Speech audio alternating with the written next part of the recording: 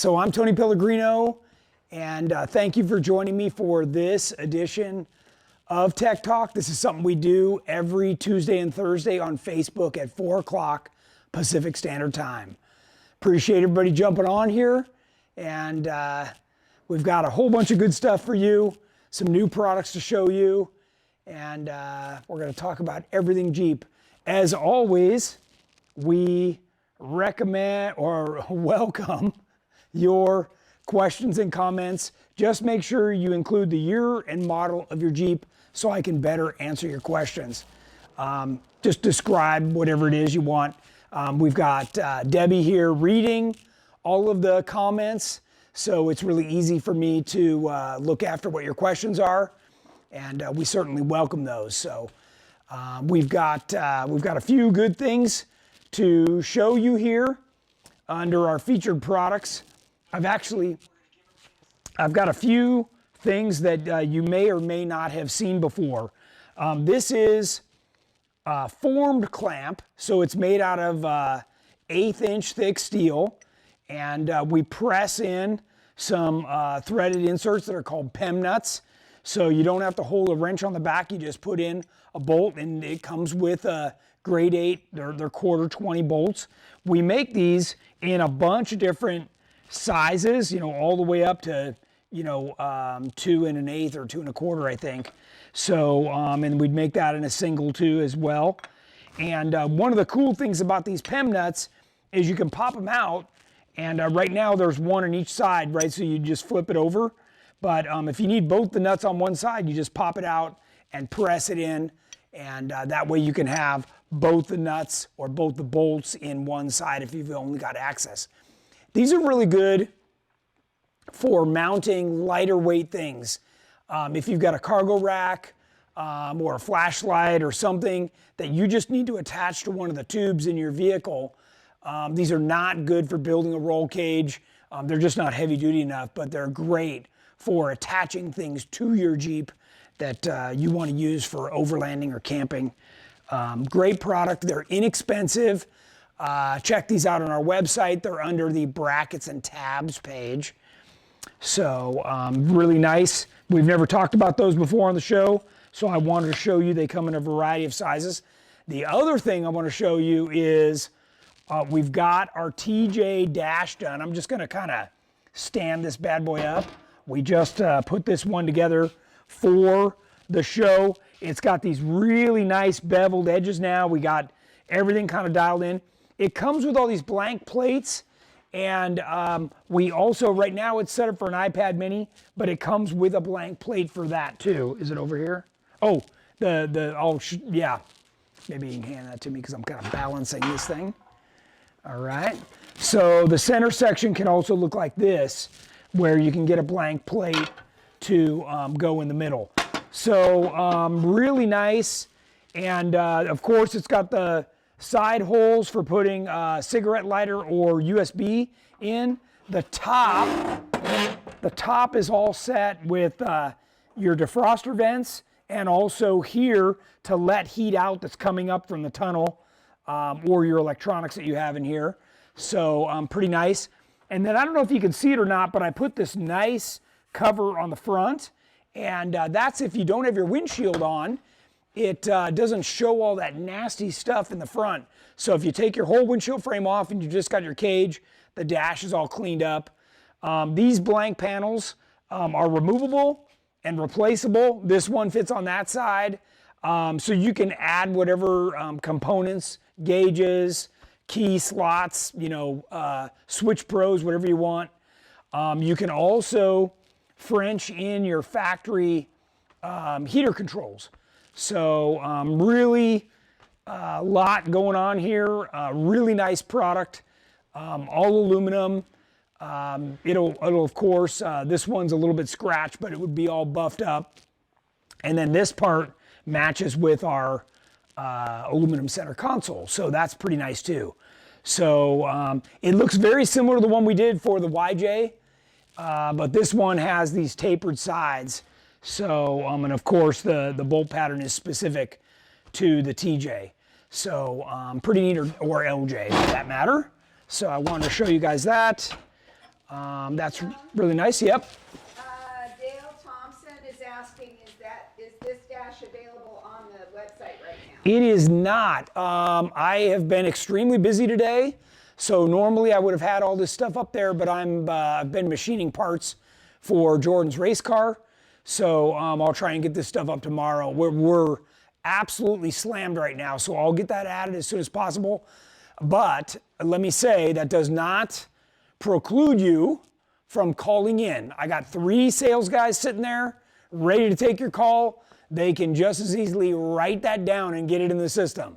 So give them something to do. They're happy to take your calls. And by the way, they love to talk Jeeps.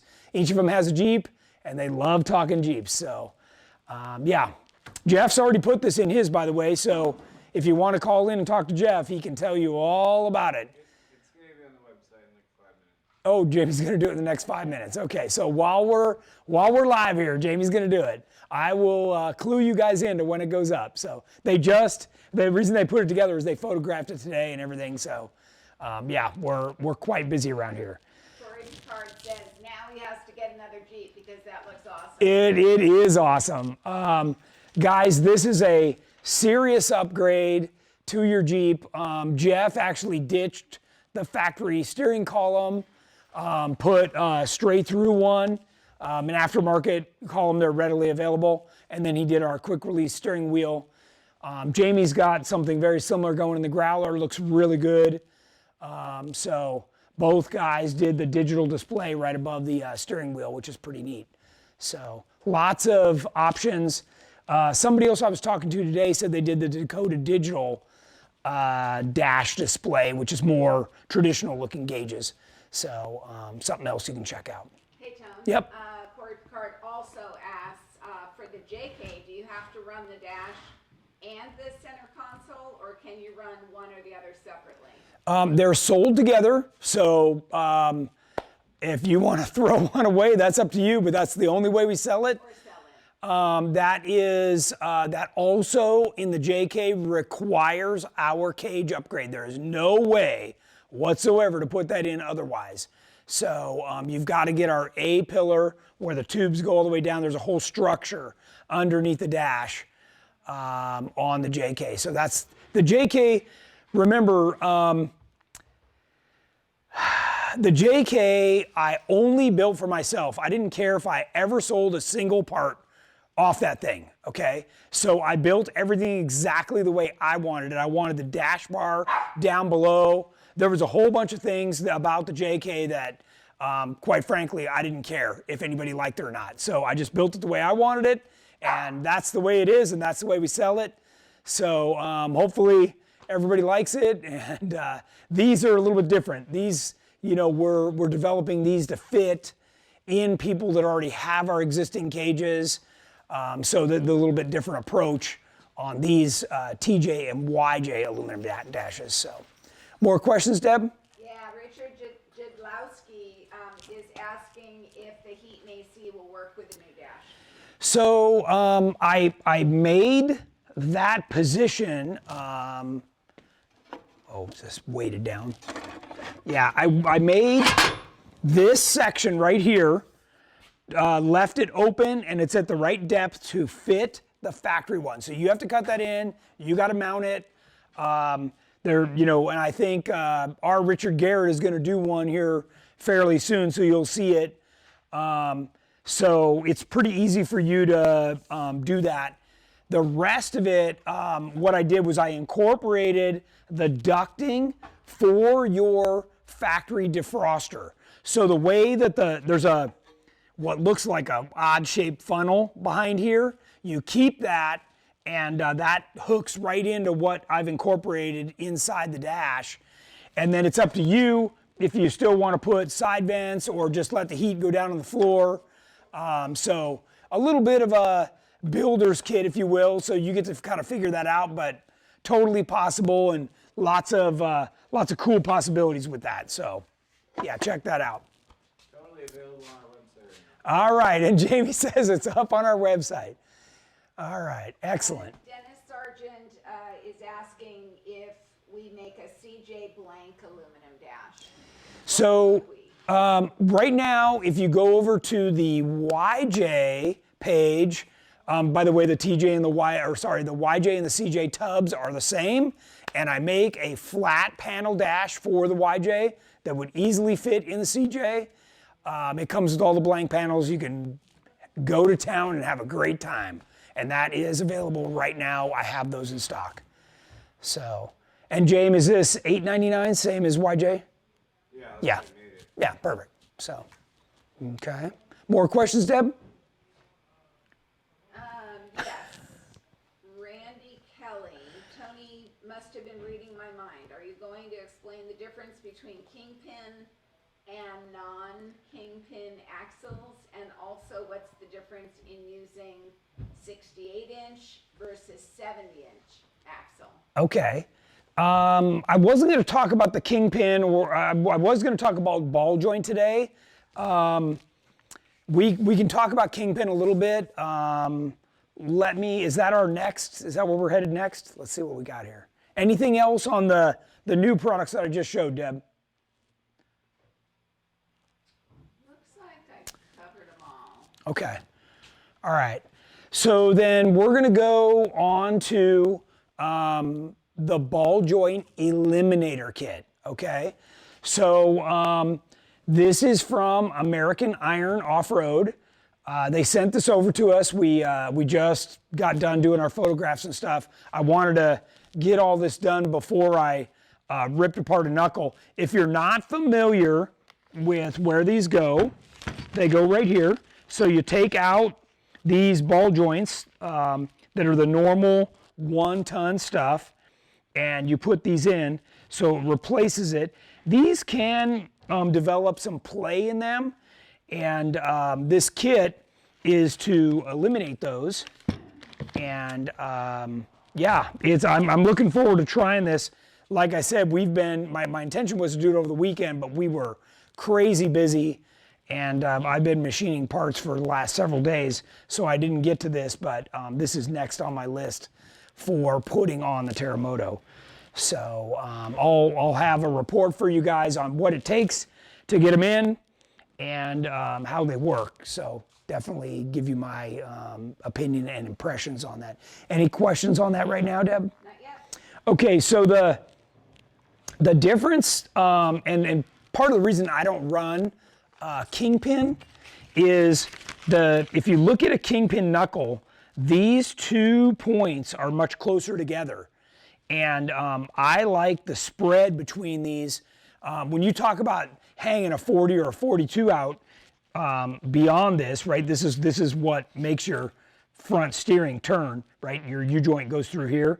You know, you want as much support as you can get right here.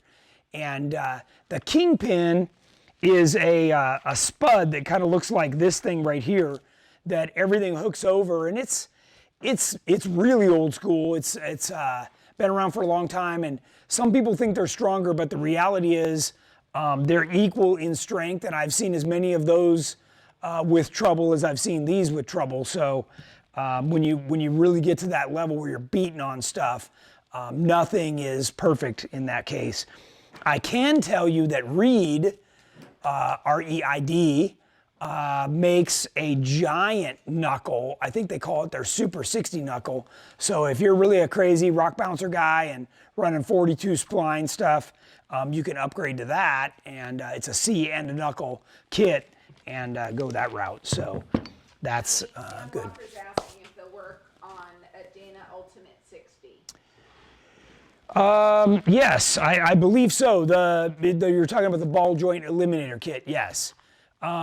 These are for any 60, and he's got some that are pre-05 and some that are post-05. So he can help you determine which ones you need based on the axle you have, and it all depends on the C that is on your axle.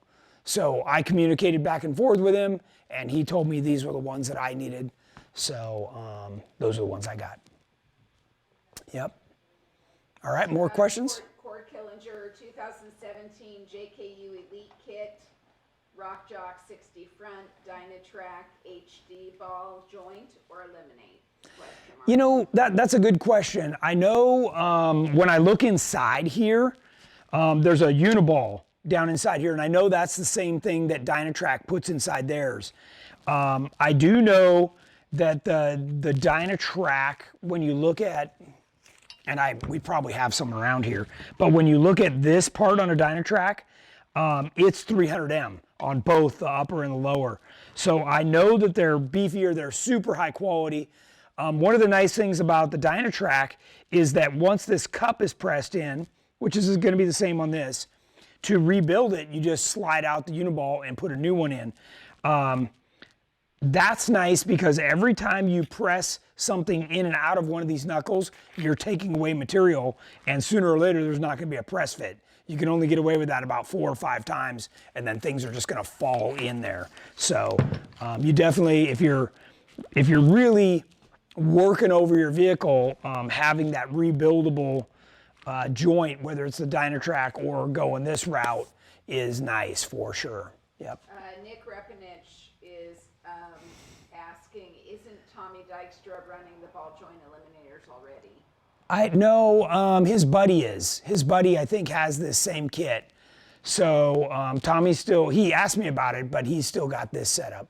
That you know, and basically the regular ball joints, the regular Dana Spicer ball joints that come on the Curry axle is what I raced with last year. So, and I've run for years and years and years on the Terremoto. So that's why I want to try this and see what we think, how well it'll hold up. Robert McDonald commented, you won't be disappointed with the Eliminators. Great product and great company. Josh is awesome with his customers when they need help. Love mine in my Dana 60. Cool. So there you go. There you go. Hopefully I'll be able to give you a report just like that. So awesome. All right. What else we got? Any more questions on that? That's it right now. Okay. So let's see what we've got next. So let's talk about hubs in the front. And there's always this talk about locking hubs. There's always talk about drive flanges. And I've got both here that I want to talk to you guys about. So this is what Curry sells as their Extreme Series drive flange style, right? And what makes this different is that right here on the back, you can see the splines are down inside here. So the axle literally hooks right to this, okay? On this one, it's got this bigger spline out here, and the axle goes straight through because that's set up to take a Warn or a Yukon style hub, right? So see this big giant spline looking thing? Well, that plugs inside here, and then the axle comes through and grabs onto this middle section. And when you turn the knob, that's what engages the splines on the axle or not, right? So I wanted to, we've talked about this a lot. I wanted to show you guys literally the mechanics of what this looks like.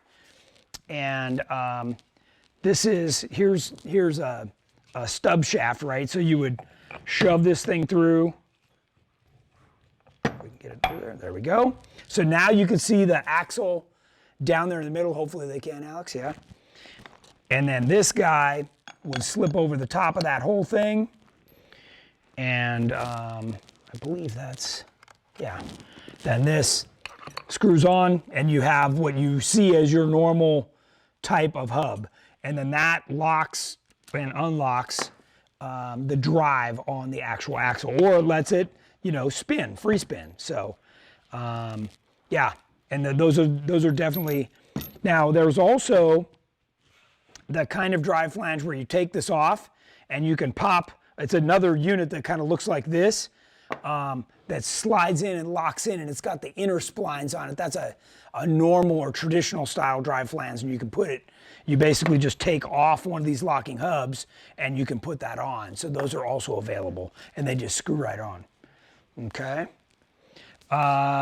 More questions on that, Deb? No, but we just had our friend Nate Cochrane from Australia join us. Nice. On Off Road. Nice. All right, thanks everybody for watching. I hope you find this informative. Remember, type in your questions and Debbie's here to read them. So if you have any questions about what this looks like, I'm trying to, this is our tech talk. I'm trying to explain what's happening here and make it make sense to you. The other thing that we're going to talk about is axles, and I wanted to talk a little bit about RCVs and U-joints and kind of show you what the difference looks like there. Before you move on, do you want an off-topic question? Sure. Matt and Julie Hayer, Tony sold me a 40-inch Mickey Thompson Baja Boss on my 94 YJ, getting them soon. How are yours holding up? Oh, mine are holding up great. I've had really good luck with them, and I'll be honest, I'm not being very nice to them. So the fact that they're holding up, I'm pretty happy with that. And we've got a number of guys. Jordan's running the stickies. Richard Garrett's running the regulars.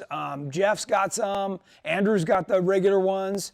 And he just got his Jeep out just a couple weeks ago. So we've got a number of people on them. Everybody has been happy with their performance. They're quiet on the road. And, Alfie's got some that he's run on his daily driver with like 40,000 miles on them. So, yeah, we're definitely putting them through the paces kind of all the way through the extreme, street to racing. So, yeah, we've had great luck with them so far. Mitch Moore asked the advantages and disadvantages of locking versus drive flange. That's a great question. Inside here, you've got this little guy right here. It's actually held in with a small screw, and this is called the fuse.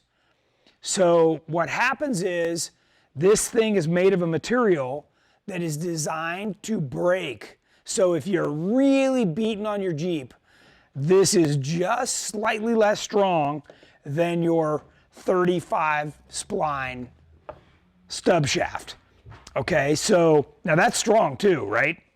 So they've designed it so that will let go just before the whole axle does. So that fits on there, and when you engage the hub, that little piece is what locks the whole thing in. And I can tell you, I've only broken that, what they call the fuse, twice, and quite frankly, I deserved it. I was pushing it, and something was gonna break, so I was happy it was that. I had a spare hub with me, pulled the spare hub out. Richard and I swapped it out right there on the trail and kept going. So now, I can tell you this. We recently had a guy who needed to disengage the front end, but he didn't have a twin stick. So he had the upgraded locking hubs, and what I did was I went and unlocked his hubs, and that gave him the ability to basically disengage the front end, and he was able to slide the rear end over and get in the position you want. We relocked the hubs, and then he was able to keep going. So you can get pretty creative with these things when you want to. Now, one of the other advantages that I just used was when I broke a stub shaft or a U-joint, in my case I'd broken a U-joint, I was able to disengage the hub so everything didn't keep rotating. And that's a huge advantage when you do have a problem. So it's one of those things where you look at it and say, well, I don't know if I'll ever use that, but when you get on the highway, you turn those things and it's just the hub rolling then. You're not rotating the whole front axle assembly. And then when you're off-road, if you have a problem, you can disengage that thing, or hopefully your fuse inside there breaks, and then you're good to go. So yeah, great question. Now, I'll be honest with you. When it comes to racing, we go with this style. It's a drive flange. Everything is very compact, and we don't worry about disengaging the hubs. If you break, your race is over, and you got a big mess on your hands. So when you're racing, you're also trying to keep things extra simple, and maybe that's the kind of guy you are. You trailer your stuff right to the trail. Doesn't matter. You want it super simple. You can go without the hub and just go with either a specialty hub that's designed for racing or a drive flange style instead of the locking hub. So those are all options. And that's why I want to talk about this, because this is one of those things that it's really a personal preference, and you need to decide based on your style or your type of driving you're doing. So yeah, these are all great questions. Yep. BB Tom would like to know if you can put locking hubs on a JK30/44. I do believe Yukon makes a kit for that. We talked about this in one of our previous tech talks, and you'd have to go over to Yukon's website and check it out. But I think what happened was they bought the kits. It was something that Warren originally offered and wanted to phase out. So now Yukon has taken over manufacturing those, and that's a pretty cool kit.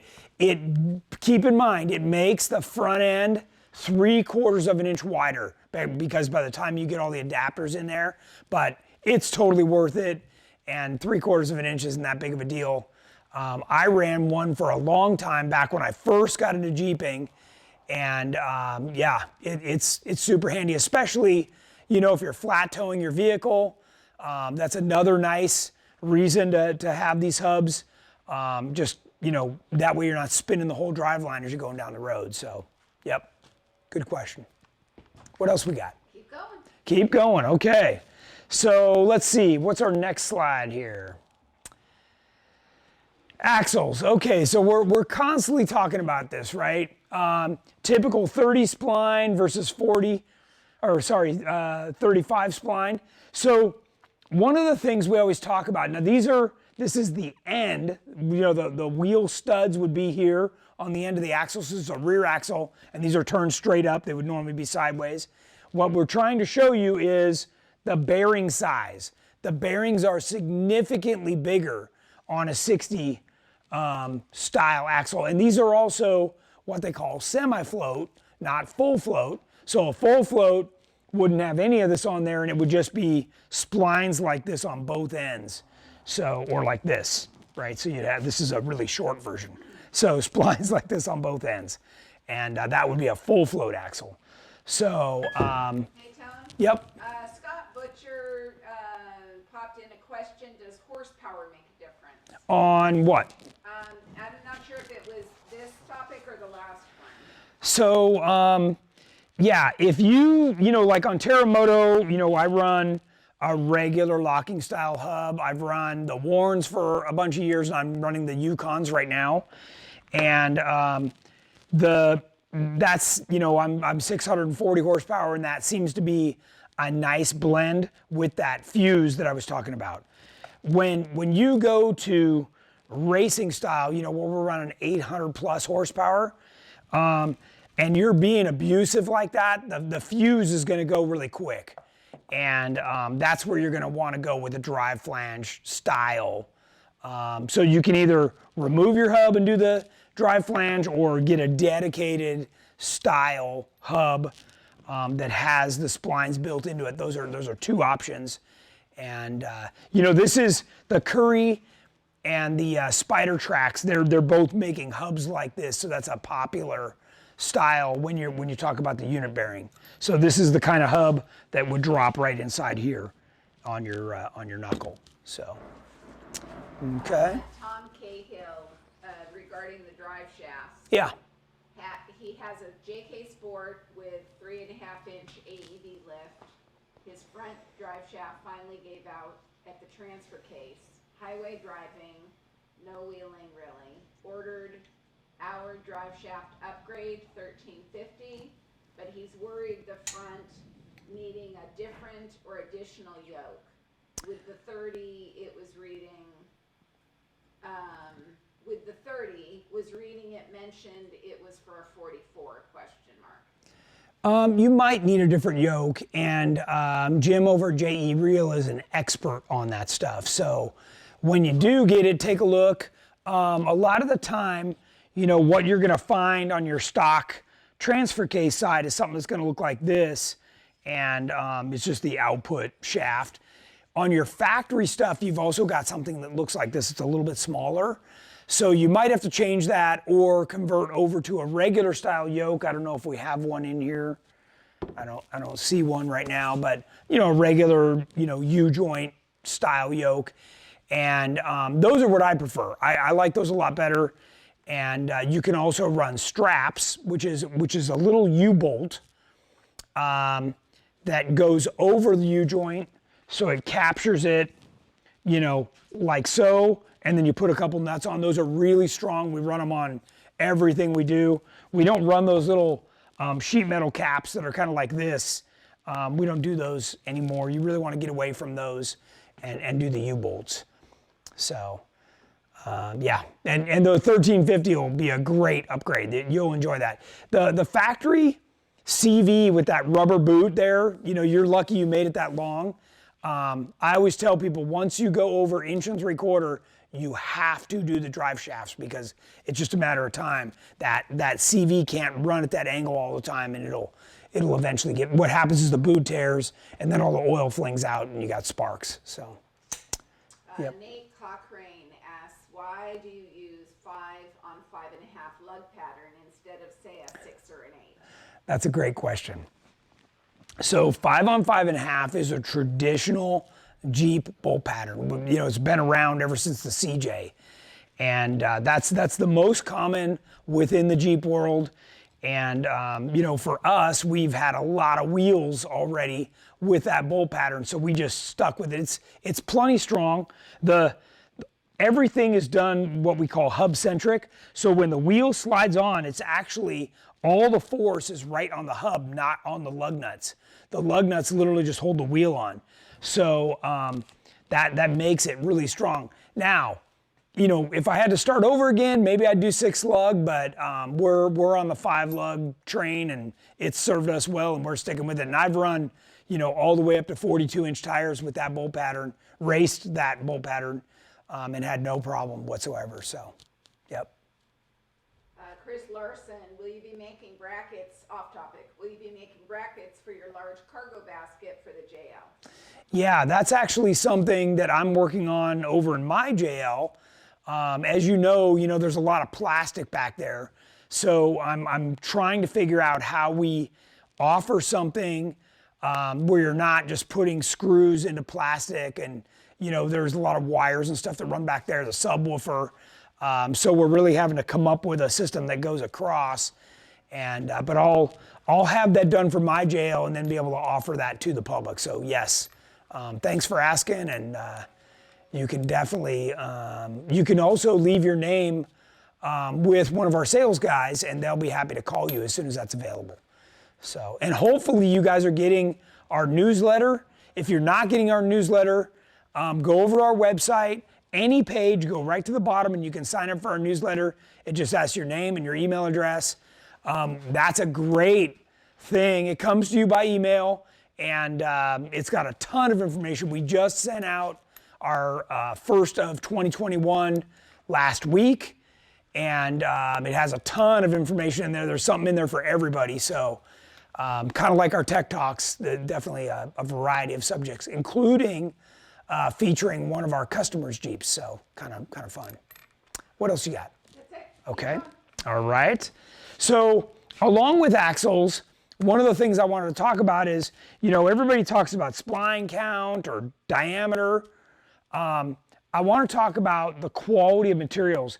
If you'll notice, this is brown, right? This is an RCV. This is a very high-end 300M axle. So here's how it works. Your standard axles are a high-grade carbon steel. They're not bad for the most part. They're gonna serve you well through until you get up to about a 37.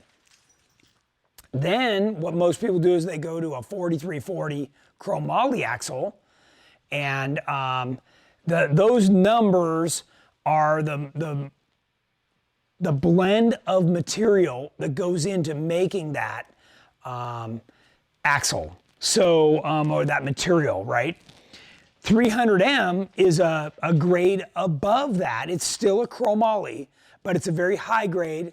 It's hard to come by, it's hard to work with, and that's why it costs so much more.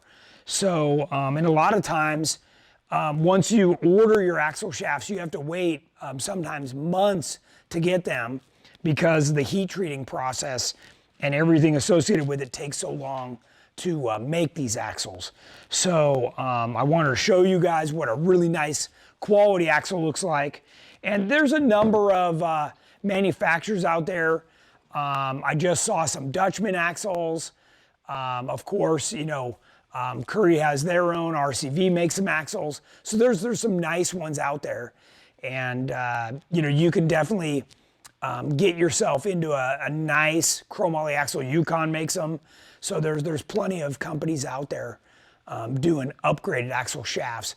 So if you've got a stock, like a Rubicon, you know, 44, there's plenty of companies that just make upgraded axles that plug right in there, including RCV.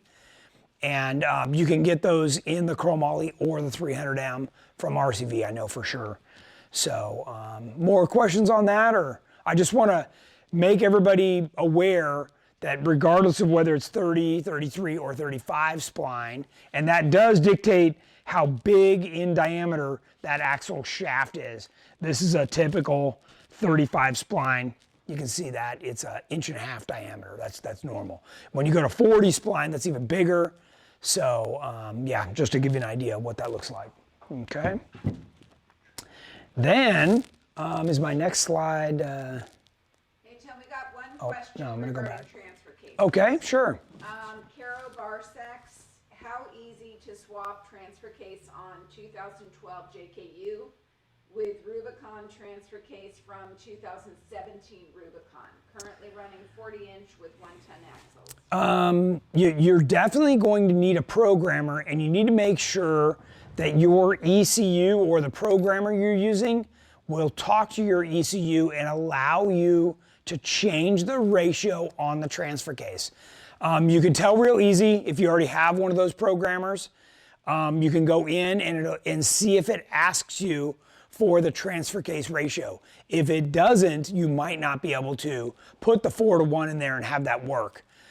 Keep in mind, the newer Jeeps get, the more computerized they are. So in a JK, there's sensors watching how fast all the shafts are spinning. And if the computer doesn't like what it sees, it's going to start applying, you know, traction control or anti-lock brakes or doing something thinking that something's not right. Sometimes it'll even put you in a limp mode and not let the vehicle shift at all. So that's a very good question. Most of the time I would say that it's not possible, but I did hear that there are some programmers out there that will let you override that. So you just, before you spend the money, check and make sure you know, you can do that with the programmer you choose. So good question. Terry Runyon, is it okay on a Ford F-350 to drive around on dry pavement in two-wheel drive with hubs locked in? It chunks when turning. Will this prematurely wear things out? Yeah, it will. It's certainly strong enough to do that. You know, and I wouldn't recommend it. You know, it's definitely going to be harder. It's kind of like having a spool in the rear, or, you know, a real hard locker where the moment you take off, you know, it's like a Detroit, it's locked. And yeah, it's going to chirp those tires for sure. But some people like that. And, you know, if you air them up enough and you have enough body lean in your vehicle, it kind of unweights the inside tire and it's not a big deal. But yeah, once you get to the 35 spline shafts, you've got a lot of beef there. But yes, it will put more wear and tear on those splines and the other axle components because everything's fighting itself. So, but you know, honestly, it's no different than going to Moab and driving around on the rocks or at the Rubicon when you're on the granite. that's just like being on the pavement. Nobody shifts out of four-wheel drive there. They just keep driving. So yeah, your tires will, do their work and slip and bite and, allow your vehicle to keep going for sure. Good question though. Javier Campa, what options are there for Kingpin Dana 60 hubs? Yeah, all these same options. A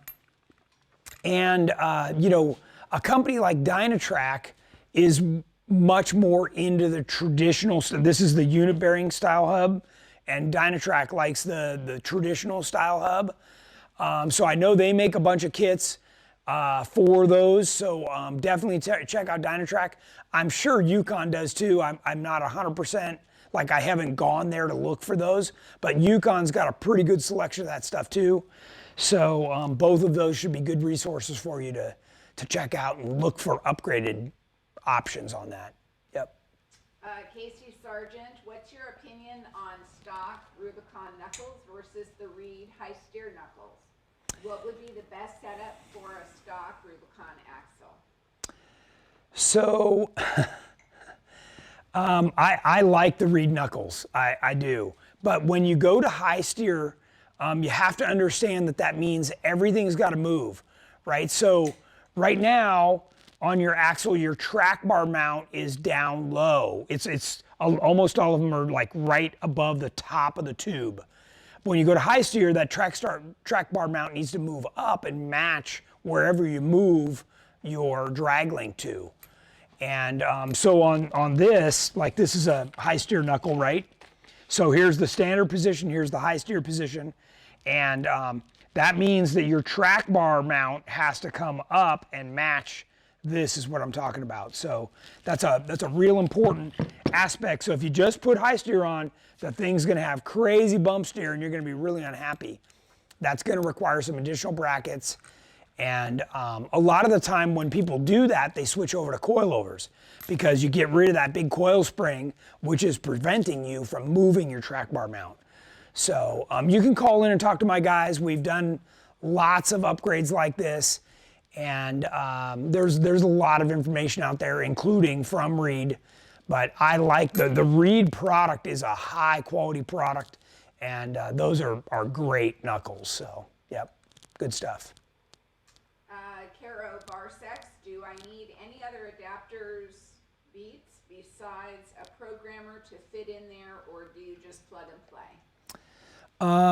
That should be a pretty plug and play setup.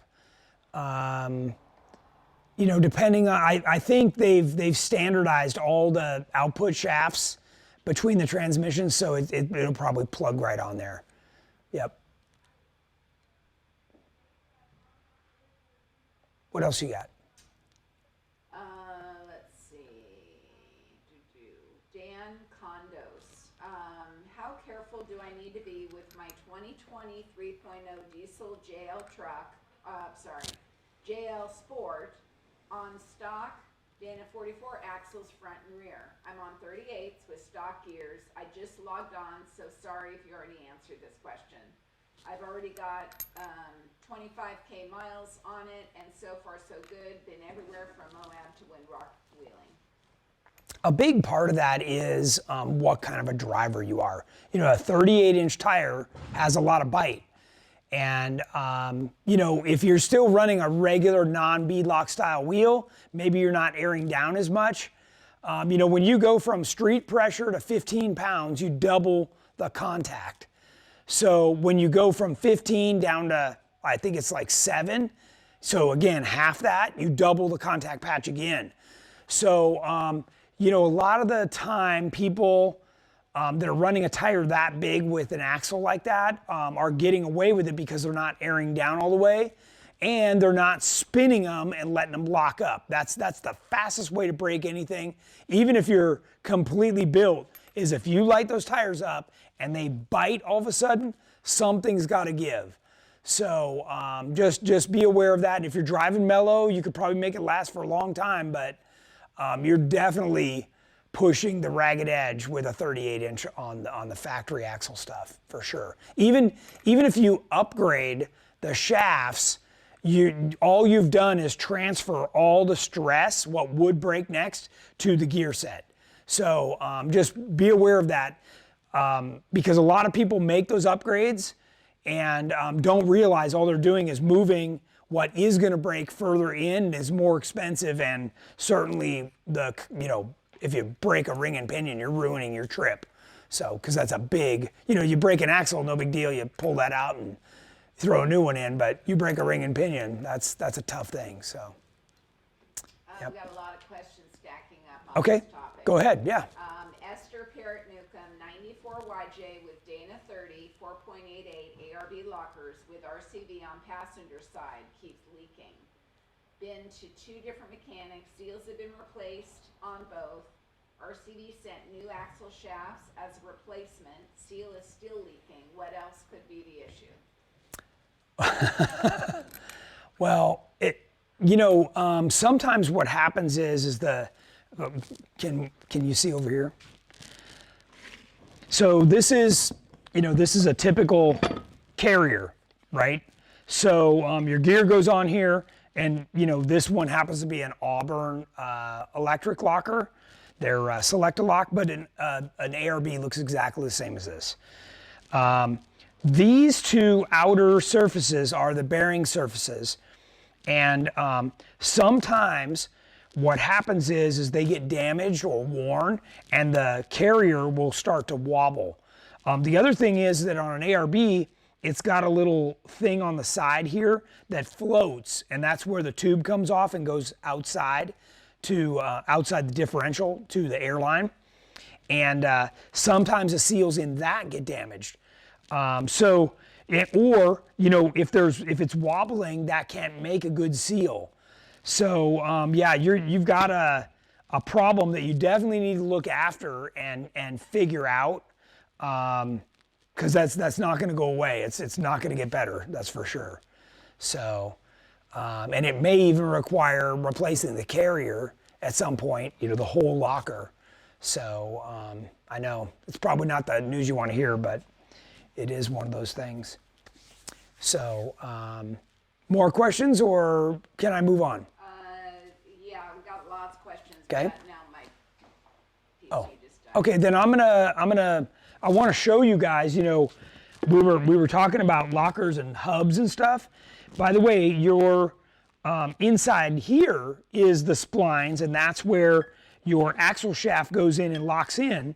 So, when we talk about these carriers, that's how this whole thing works, is there's splines down inside here. This is where the big bearing sits on, and this goes inside your differential. And then when you slide the axles down the tube, this is where they go inside and lock into there. So I just wanted to show you guys what that looked like too, because I know there's a lot of hocus pocus, where do these axles go? How does it all work? Well, they just slide into a carrier like this, and then this is what's locking. By the way, your standard differential doesn't look a whole lot different than this. It's got little gears inside that when you go around a corner, they spin. And I was trying to get a picture of that, but we ran out of time. So, can you see the questions now, or can anybody see them? Yeah. Curry makes a 68.75 inch 60 axle. Will this axle work on a 2016 JKU with your Elite suspension without rubbing issues? It'll work only up to a 37-inch tire. And also, what kind of back spacing would I need on my wheels? Yeah, that's going to be 4-inch max, and a 37-inch max tire. So the reason we go with that wider axle is so that you can run a little bit more backspace and clear those bigger tires during articulation. It doesn't matter going like this, it's the articulation, guys. So, we don't recommend that 70-inch wide axle for no reason. If we could get away with something else, we'd be doing it. And over the years, we went from stock, TJ was 63.5, we went to 65, we went to 67, and now we're at 70. So we're happy with the 70, we're happy with the backspace, we're happy with how everything works with the scrub radius. So we've been creeping up on what that looks like. So certainly More old school, yeah, you can go shorter axle width, but just remember that you're not going to get that full articulation. If you look on our website in the gallery section, there's a gray JK on 37s with the factory 44 axles, and those are 67 inches wide, so that's why he stayed with the 37s. Yep. All right, what else you got? Michael Cole is currently running the American Iron Off Road Ball Joint Eliminators. Nice. TJ. Nice. So far, they're great. Much better than the Spicer ball joints he was going through all the time. There you go. So that's great to hear some of this feedback. We've had a lot of questions about these ball joint eliminators, so it's good to hear some feedback on this, and I'll have my own on this pretty quick. So, what else we got? Dave Cundy, RCD axles. What's the service requirements and life expectancy? Big Dave, good to see you're on with us. So I brought in an RCV because I wanted to show you guys what is going on inside here. And Alex, I don't know if we're zoomed in on that. And I don't dare stick my finger inside here because this is some nasty stuff. So one of the nice things about an RCV is that when the axle shaft goes in, you can see how this whole thing rotates really smoothly. I mean, it's a beautiful setup. And, you know, you get more angle out of this than you do a traditional U-joint. So this is, what I'm holding in my hand is a standard Dana 60, well, this is an upgraded one, this is CTM, but standard size, and this is the direct replacement for that from RCV. So what they do is they pack this with grease, and you can see there's little balls right here, and this whole thing rolls really smoothly, and it turns an extra 10 degrees. So you get more steering out of it, and they'll run a long time. Now on the front axle of a Jeep, these will run a long time. Once you put the rubber boot on here and get this all sealed up, you can run for a long, years. And you know, it's really easy. If this little guy, like, you see how easy this moves? If it doesn't move like that, then you know it needs service. And to service it, it's just like a wheel bearing on your trailer that we've talked about, or your car. You clean this out, you pack in new grease. If anything's damaged, you polish it up or replace it. RCV sells rebuild kits. Or you can even send these back to RCV to be rebuilt. So depending on, now I'll be honest, of all my wheeling buddies who have these, I don't know anybody who's sent them back or serviced them ever. So for most people that aren't racing, these have a long life, and there is, I just saw it on here, a grease port right here. So to get more grease in just requires one of those needles, a grease needle on your gun, and you can easily grease these things, and that makes service a lot easier. And it'll push out whatever it doesn't want, and you wipe it up. And but great question. These are really nice quality. All this RCV stuff is really nice quality. So definitely race level. All right, what else we got? I'm having a little trouble figuring out who's been answered. Okay. Other viewers are answering. Oh, gotcha. Questions, so well, if you think it's a good question that I should answer anyways, just float it out there. I'm going to go with Quinn Johnson, Jeep JL Rubicon. Is it worth changing to a one-piece shaft in the front, or keeping the front axle disconnect and two-piece axle shaft? So this is the way it was way back on the YJ as well. And for ultimate off-road durability, a one-piece shaft is the way to go, okay? Now they do the two-piece shaft because they're trying to find a way, it's like a locking hub, and they're trying to find a way to get everything to stop spinning and not have as much load. Remember, the factory's trying to meet a lot of mileage requirements so that when you're driving this thing on the street, you get the best possible mileage. And you do that by not spinning the whole front drivetrain. So just keep that in mind. You know, it's a great question, but definitely a one-piece shaft on that passenger side is a much stronger way to go. What else we got? We've got another happy customer with the American Iron. Cool. He said that their customer service has been great. Just running on the 44 after speaking with Josh, I had little to no concerns. Install concern on his time during the weekend. Never had to press another set of jump traditional BJs again. Cool. Good to know. Let's see. Did you see Bobby's question? Oh, just read it to me, James. 16 JK, just bought your ultra clearance front bumper. Do you have to remove the entire bash bar? Instructions are for the standard bumper. Yes, you do. So anything that hangs down below that frame related to that bash bar, trim it off flush with the frame and slide that new bumper on. It'll work perfect. Yep. Is there a locking hub kit for JK rear? So everybody I know that has ever tried a locking hub kit in the rear, it has ended up blowing up.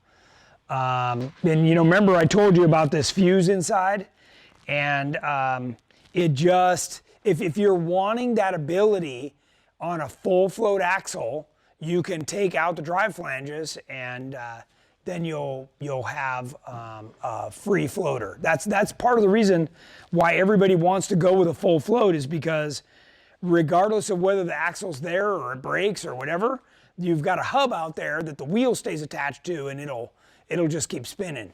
Versus something like this, where if you, depending on where you break the axle, like this could just come off. So you got to keep that in mind. Okay. What else we got?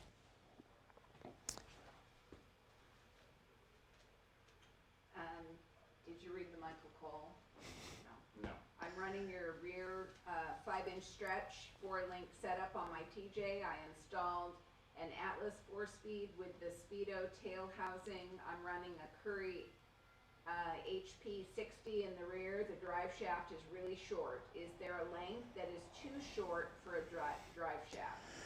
Well, so this is the whole reason that I initially stretched my Jeep, and then it's also the reason that I went to a high pinion axle, because that drive shaft is so short and the angle is so extreme that when you're looking at it like this, even though you point the pinion at the output, it's still running at a big angle. So now you move it up, right, on a high pinion. Oh, look at that angle. It's a lot better.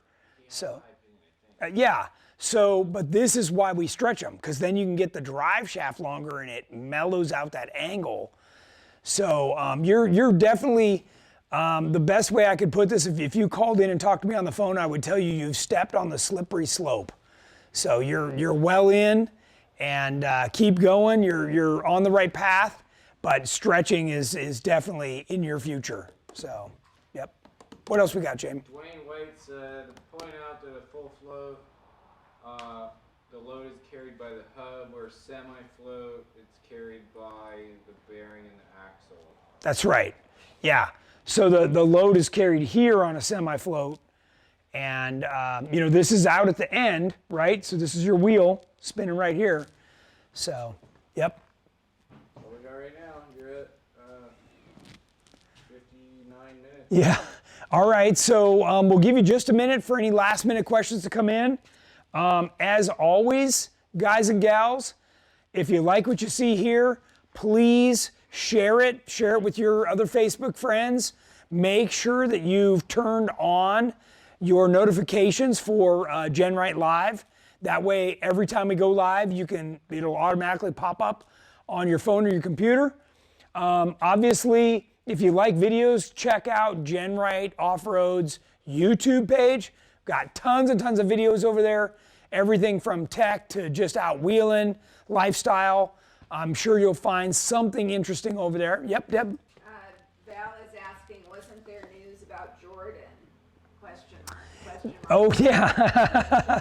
So we have, last night, Jordan was picked by the factory Honda racing team to race one of their new Talon side-by-sides at KOH. So Jordan will still race his 4400 car, but a few days before he will race one of these side-by-sides for factory Honda. This is a great opportunity. The other driver that was picked was Bailey Cole, Dave Cole's son. Jordan and Bailey are same age, been out wheeling together. Actually, I remember very distinctly out pre-running, having both of those guys pace with me while we were out practicing for KOH. And yeah, both those young men are highly qualified, highly skilled, and really the next up-and-comers in the off-road racing scene. So we're pretty excited for Jordan about this, and hopefully this leads into all kinds of other opportunities for him with Honda. So yeah, very, very cool, and congratulations to Jordan and Bailey for locking that up. So they just announced it last night. You'll see pictures on Facebook and Instagram of this popping up today. So pretty cool. And I know Jordan's looking forward to it. If you're not aware, Jordan's girlfriend races for Polaris in a Razor. So yeah, little rivalry going there. I like it. So it's fun. It'll be fun. Yeah. Kelly Sims is asking if Easter Jeep Safari is on this year. You know what, Kelly? I say I'm not sure. I've heard both ways. You know, everybody just will not stop freaking out about this whole thing, and I don't know about you, but I'm over it, and I know I just want to get on with things. So I don't know. I mean, right now, if you go to their website, it says it's on, but yeah, hopefully. So we'll see. Fingers crossed. Yep. Yep. What else we got? That's it? All right. Thanks everybody for joining us. Again, go check out the rest of our social media channels. And thanks for following us, and thanks for joining us here on this live. We will see you on the next one. Thanks again, and have a good next couple days.